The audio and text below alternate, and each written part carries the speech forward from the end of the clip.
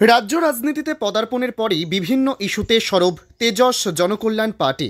তেমনি বিধানসভা ভোটের গণনায় কারচুপি রুখতে রাজ্য সরকারি কর্মচারীদের পরিবর্তে ভিন রাজ্য থেকে কর্মী নিয়োগের দাবিতে গতকাল 24শে ফেব্রুয়ারি সোমবার রাজ্য নির্বাচন কমিশনের কাছে স্মারকলিপি জমা দিলেন তেজস জনকল্যাণ পার্টির সভানেত্রী রুবি গুপ্তা। দেখুন বিস্তারিত।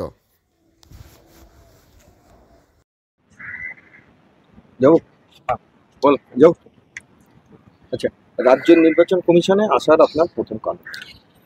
দেখুন, আমি বারংবার বলেছি যে আসল ঝামেলাটা ভোটের কেন্দ্রে, ভোটদান কেন্দ্রে হয় না, হচ্ছে যেখানে কাউন্টিং হয়, যেখানে গণনা কেন্দ্রে।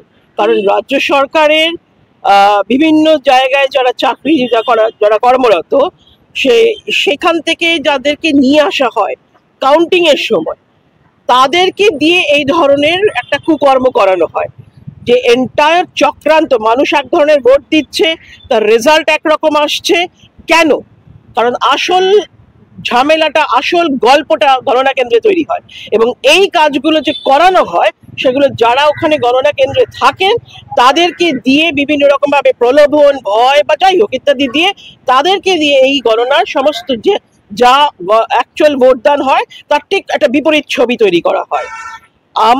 আমাদের এখানে আসার মেইন কারণটা হচ্ছে যে আমরা স্টেট ইলেকশন কমিশনের দ্বারা চাই যে তারা একটা স্টেট ইলেকশন কমিশনকে রিকোয়েস্ট করা যে আপনারা রেকমেন্ড করুন to the ECI, election commission of India, যাতে করে এক্সটার্নাল টেলার্স আমাদের কাউন্টিং এর সময় এখানে আনানো যায়।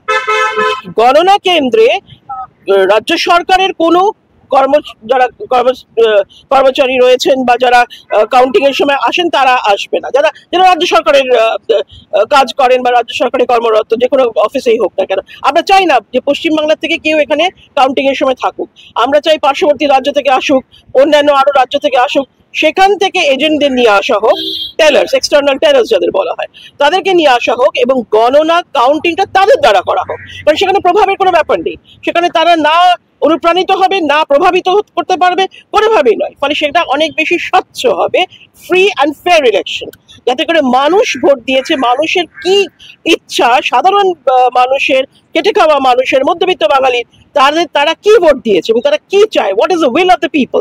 সেই উইল অফ দ্য পিপলটা জানার জন্য ইট ইজ ভেরি ইম্পর্টেন্ট যে অন্য রাজ্য থেকে কাউন্টিং এজেন্ট নিয়ে আসা হোক যারা কাউন্ট করবে।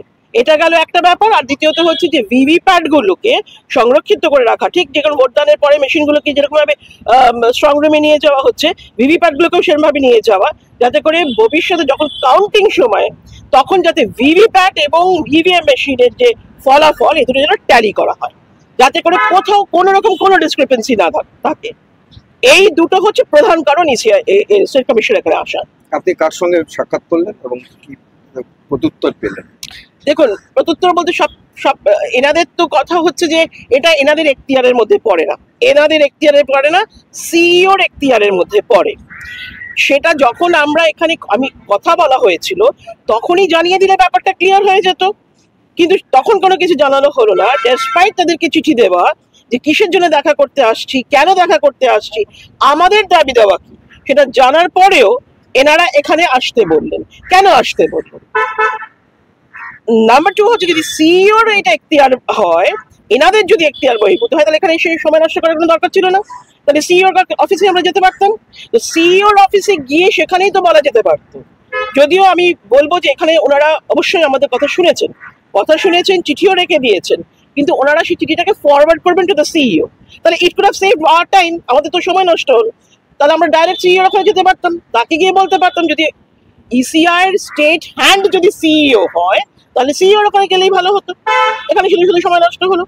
বাট এনিওয়ে, তবুও ওনারা রেখে দিয়েছেন, ওনারা ফরওয়ার্ড করবেন। আমি আশা করি তাতে যদি কোনো কাজ হয়, তবে আমরা ডেফিনেটলি খুব তৎপরতার সাথেই সিইওর সাথেও দেখা করব এবং সিইওকেও সেই একই চিঠি দেব এবং একই আর্জি রাখবো।